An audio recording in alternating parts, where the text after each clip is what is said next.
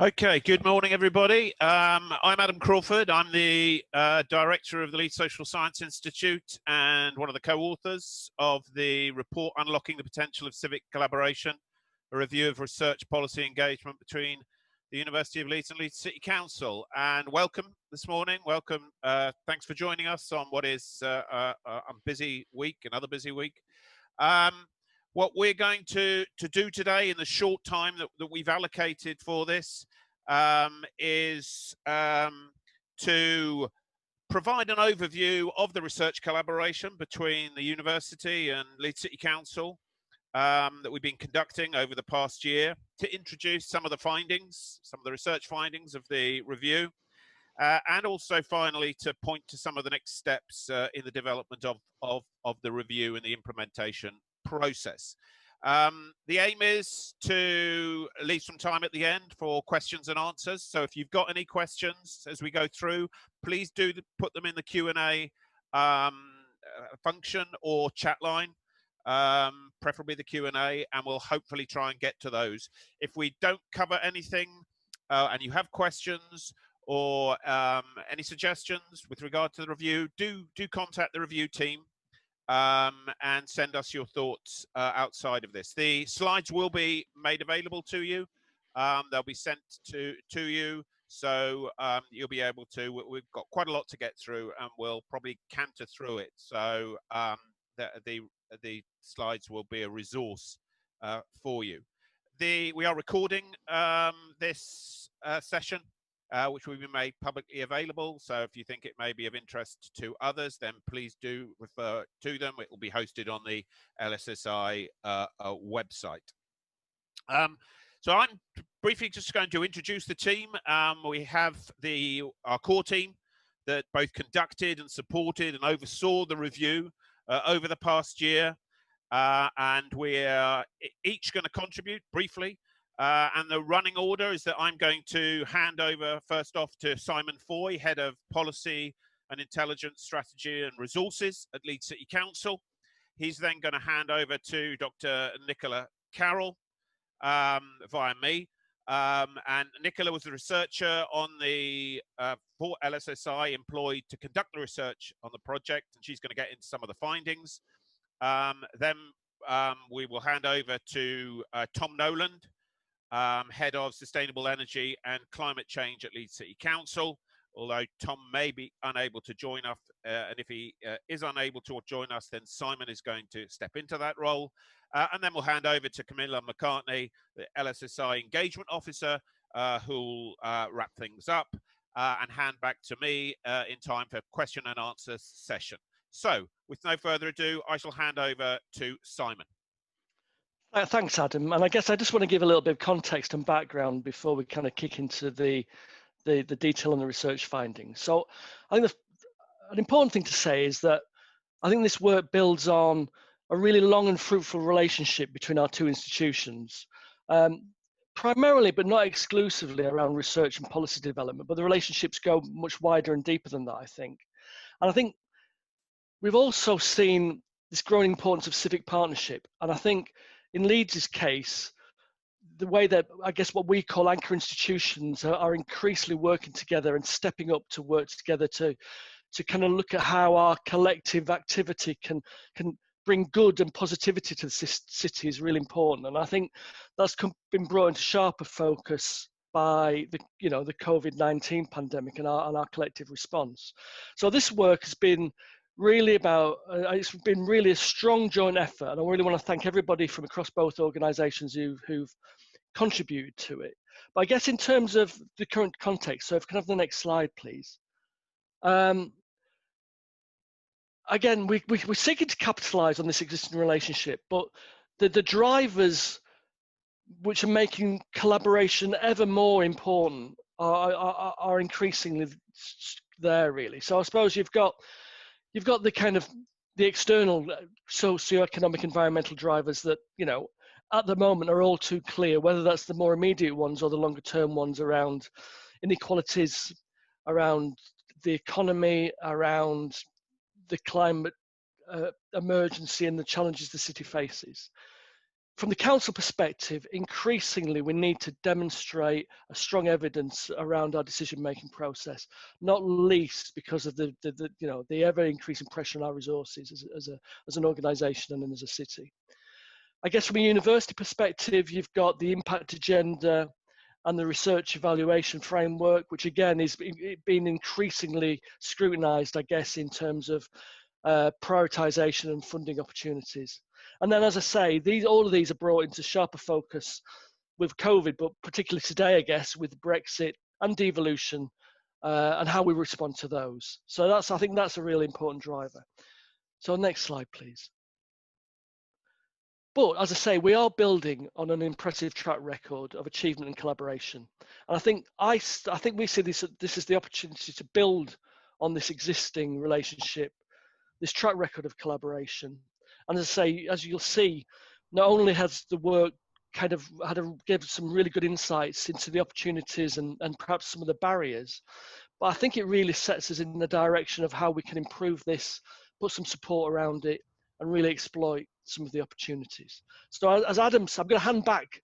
I probably am going to come back, but I'm going to hand back to Adam and Nicola for the research methodology and the findings. Thank you very much, Simon. Can we have the next slide, please? So the aims of the review was really to build on that work that and the context that Simon set out there, and to begin to kind of map out and understand the nature of the relationship. And the first caveat really to say was we've very much decided from the outset that we will focus on the bilateral relationship between Leeds City Council and the University of Leeds, in the full cognizance that the relations between those two institutions are often embedded and nested within much more complex multilateral partnerships and network relations. However, we really wanted to get a good understanding of these two large complex organizations and the way in which they work together and the way in which they might work better together going forward. Because we started from the assumption that despite the excellent work that had taken place, that a more strategic approach to our understanding and enabling the relationship to prosper would be of benefit to both, and provide a platform from which then to look to broader relations with others within the region, beyond the region, and even internationally. More broadly. So we basically focused the mixed methods approach to data collection that we adopted was first of all a mapping exercise going back to 2015, the existence of research where the two institutions were involved. We also involved an online survey of officers from Leeds City Council and researchers and research support within the University of Leeds, which was completed by 147 people. And then Nicola conducted in-depth interviews with 33 key professionals from both organisations who had experience of delivering or supporting collaborative research relations. But we didn't just want this to be an interesting piece of research that would deliver some interesting findings. So move on to the next slide, please. So what we did do is we set that piece of work in a much longer and I think more ambitious set of aims, which was actually to lead to change, to think about how we ensure that the research informs and forms the bedrock for real change within both institutions. So this was a co-owned review, as you'll see from the team that straddled both organisations, and we were very keen that it should be the findings, the recommendations, and the research findings should inform work beyond, that it should lead to change. And so the purpose of this timeline really is to suggest that we conducted the review, and where we are at the moment, having published the review last month, is very much at a stage in which now we move into the next phase, and sometimes the more complex phase, and that phase is about implementing the recommendations. And so we established a reference group to oversee, with senior people from both organisations, to oversee the implementation of an action plan. I'm going to hand over to Nicola now, and Nicola is going to take you through some of the research findings. Nicola. Thanks, Adam. So I'm going to briefly go through the findings from the mapping work, survey and interviews, and the full details of all of this, including some wonderful quotes from interviewees, are available in the report. And I just want to say thanks to everyone who did actually contribute to that field work. So if we look here at this slide, the benefits of collaboration, we're very clear from this work, and the survey also revealed a strong appetite for collaboration among both council and university staff. 60% of survey respondents had actually collaborated previously, but importantly 71% of those who hadn't already collaborated were extremely interested in doing so in future. So survey respondents were asked to identify up to 3 benefits from 11 options. And the diagram shows the perceived benefits. So there were strong overall perceptions of the value of research collaboration among both officers and academics, of looking at things in a different way and co-producing better solutions for the city. There are also some differences between researchers and council officers, as you might expect. So demonstrating impact was an important benefit for researchers, whereas council professionals saw the main benefit as accessing knowledge to inform policy. Next slide, please. So this shows relationships between university faculties and council directorates, and as you'll see, the 118 projects, they actually spanned all 7 university faculties and 5 council directorates. Next slide, please. So this visualization of the project mapping work, it actually goes into more detail, and it shows the complexity of relationships between researchers and officers spanning those academic schools and services. It's actually, the writing's quite small because there was just so much to fit in due to the sheer complexity. But that reflects the sort of interdisciplinary nature of the work, because in addressing real world problems, people really have to come together, sometimes in quite novel and innovative ways. And you'll see here that public health, there's quite a lot of activity going on. If you look along the slide, there's sort of about a third of the way down. And that's an interesting example of the complexity that exists, because public health officers at the council were found to be working on projects with historians, with dentists, as well as with the people who you would imagine in the sort of medical school more generally. So I think that that's just nice in showing really how this is very complex, and it needs to be.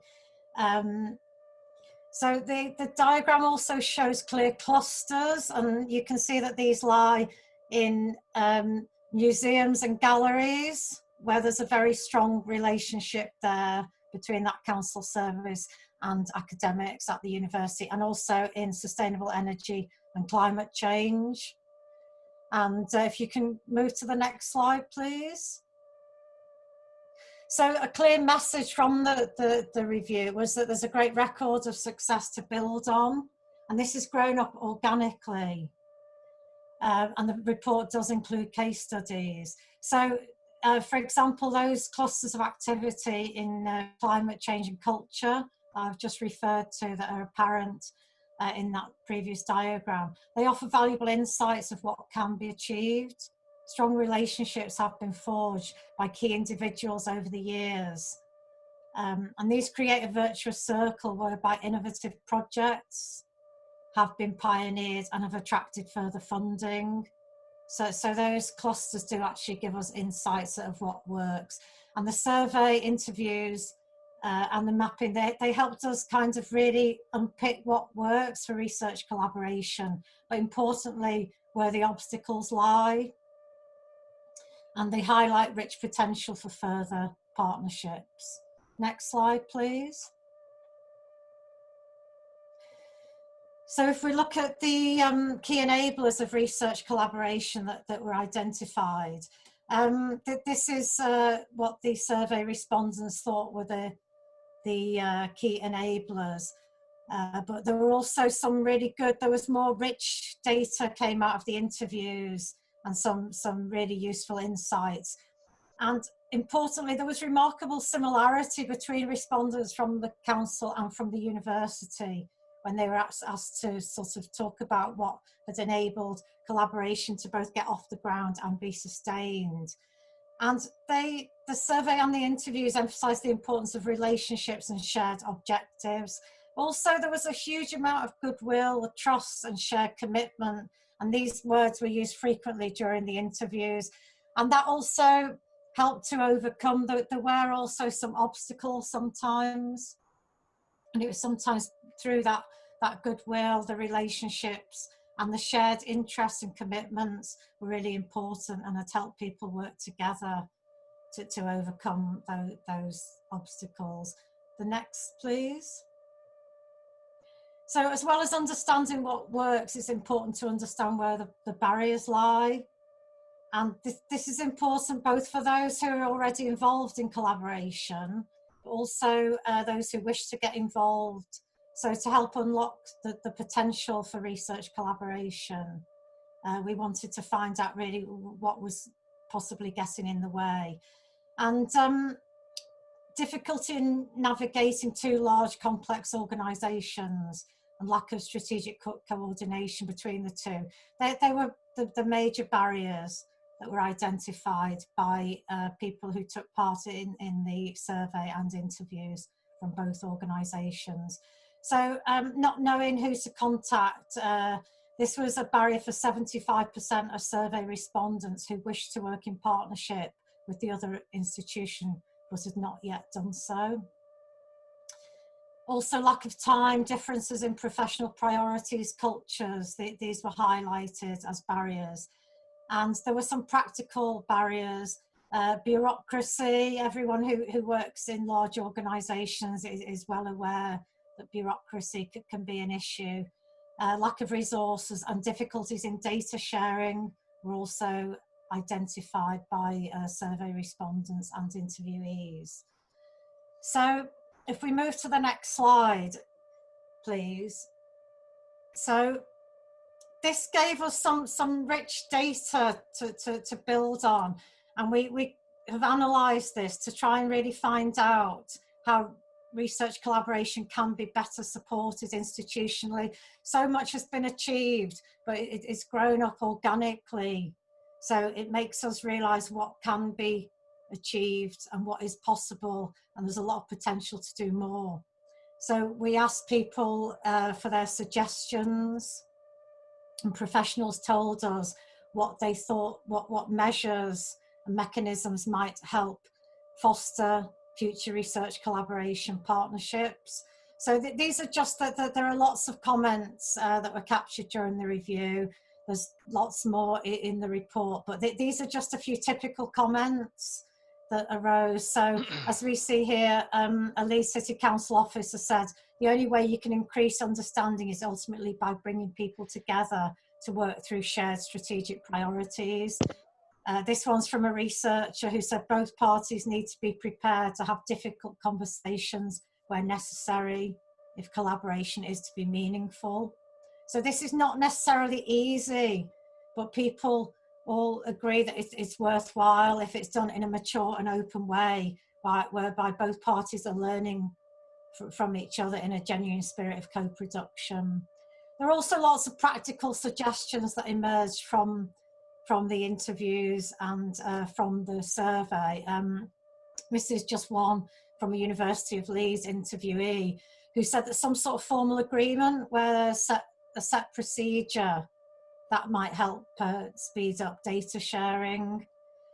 So this is what people told us, and we very much built on that in terms of the recommendations. But both researchers and council officers, they're clear that they wanted strategic coordination that builds upon all these wonderful connections that exist and projects that have been developed over the years. But they don't want something that's too top-down or cumbersome.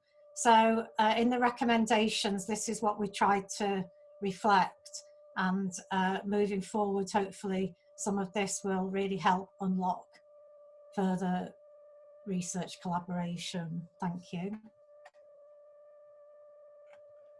Thanks, Nicola. I'm going to pick up the recommendations. Now, I'm not going to go through them line by line because I think it's really worth looking at the business end of the report, because I think the strong thing for me is that the recommendations that we've really worked to develop are very practically focused on on things and activities and interventions that will move things forward. And the reference group, of which is kind of drawn from both organisations, I think has kind of taken that kind of practical focus extremely seriously in the way which we kind of try and progress this. So I'm not going to go through them. I would just say one thing though, I guess this is probably selfish from a council perspective. I do think we are a really good place to do work in. Well, one, because I think we are a open and partnership-oriented organisation, and I think we will strive to kind of help colleagues navigate their way around the place. But also, and people have heard me say this before, but Leeds is kind of uniquely average, which is a real strength, I feel, in that if you think about the city, the kind of hinterland of suburbs and rural towns and villages, it's kind of quite unusual for a large urban local authority in that the footprint of the city really has got a little bit of everything, I think. And I think, as I say, therefore, it's really ripe for all sorts of research from a whole range of policy areas. And as I say, it's worth a look at the report, but we're conscious of time, so I'm going to hand over to Camilla around next steps. Thank you, Simon. So if we could have the slide after this, please, Gina. Thanks, Fran. Next one. Lovely, thank you. So as you'll have heard from Simon, the report, from the report and the review team, we developed 12 recommendations to really accelerate these research policy collaborations between the university and the council. And I'm just conscious of time, so I'll just kind of try and whiz through this final few slides. So as a first step, as Adam's previously mentioned, we identified some senior leaders across both organisations to form a reference group, and that's chaired by our Deputy Vice-Chancellor of Research and Innovation at the University, Nicola. So altogether we've got 16 members from across both organisations, and initially this kind of involved the group overseeing and providing feedback on the report, and now we're very much, as Simon has said, focused on trying to practically take forward, we'll devise an action plan to practically take forward these recommendations. So the first action that we really felt like we wanted to work on together was to identify some knowledge needs and some co-design research priorities. We felt that would really help to determine areas of focus for future research policy collaborative activities between the two organisations. And so, as some of you might well be aware, and for those who aren't, please do feel free to send me an email after this at c.j.mccartney@leeds.ac.uk. Because we've organised 2 repeat priority setting workshops Monday the 14th and Tuesday the 15th next week for 2 hours. And the aim there is really to bring people together from across both organisations that are interested in doing these research policy collaborations, and just to begin a conversation really around what people would like to see as some shared priority areas for this collaborative activity, and to also consider what cross-cutting relevance might be of some of these areas. So we'll have some external facilitators who'll guide us through that process of beginning the conversations. And we'll use the Leeds City Council 3 pillars of inclusive growth, health and wellbeing and climate change to initially frame those conversations, but that's very much intended as a starting point. And we'll be keen to be led and very interested to be led by what's of interest to the people on the ground who will be doing those collaborations. Furthermore, the review identified a need for joint training events as a means for promoting this knowledge exchange between academics and council officers, and that's included in the action plan. There are a number of other actions, but for the sake of time, I won't go through all of those. So our ambition is that this report and action plan really marks the start of a more streamlined and coordinated way of supporting research policy collaborations, the key principles of which can be built upon to include more anchor institution partners in the future. As Adam alluded to in the beginning, we're very aware that these bilateral relationships often form part of a much more complex and wider series of relationships. So next slide, please, Gina. So just to really quickly flag, as Adam mentioned at the beginning, these slides will be circulated after this presentation, so I won't go through all of these, but just to signpost some other areas of support for research engagement between the university and policy partners. Next slide, please, Gina. So finally, just to say thanks again very much to everybody across both institutions who took part in the surveys, the interviews, and helped with the map, and we really appreciate it, and it was really fantastic to hear everybody's views. Thanks very much to the Collaboration Review Reference Group, who, as I mentioned, are helping to take forward and mobilise their networks around these action points. And just to finally say that this was a review supported by some funding from Research England that we received last year. So I'll now hand over to Adam for a quick question and answer session. Thanks very much. Thank you, Camilla, and thanks to everybody else. It was always a good challenge to get through all of that. And I would encourage colleagues to have a look at the report. There's a 4-page summary as well, which identifies some of the key salient points. But the report does go into some of that detail and richness that Nicola was talking about. The thing I would emphasise is that the report, as we said, is not an end in itself. It's a means to an end, and it's about providing a platform from which we can now move forward. Just looking at some of the comments in the chat and the Q&A, Rory O'Connor highlights or asks, would it be helpful to have some form of brokerage that aligns people in both organisations? And I think that goes to a really important point that the review identified, which was about the importance of people, individuals, and there's a very strong benefit of identifying key individuals who act as brokers. And certainly, and I know Tom hasn't been able to join us this morning, but Tom Knowland is himself part of an explanation as to why one of those slides that Nicola put up in terms of the climate change and the relations between the university, and that was partly because Tom has been a very key broker in that field. And partly because he was seconded to the University of Leeds through EPSRC IAA fellowship. So we're very, very conscious of the importance of individuals. Of course, individuals sometimes can move, and that there's a fragility of putting everything into individuals. So I think what the recommendations we're trying to point to that picks up on Rory's point is about trying to structure this. And so one of the recommendations is around champions, is around having identified theme-based individuals in both organisations. But also we want to do that more systematically in terms of creating virtual spaces, as well as physical spaces in which some of that brokering can actually take place and can be enhanced. And as Camilla was saying, there next week we will be beginning some of that brokering, or not beginning, but complementing some of that brokerage by having these workshops. So if you are from the council or from the university and would like to join one of those workshops, 2 till 4 on Monday next week and 2 till 4 on Tuesday next week, then please do so, because they are part of, in many senses, the next stage of implementing and maximising and moving forward with the recommendations.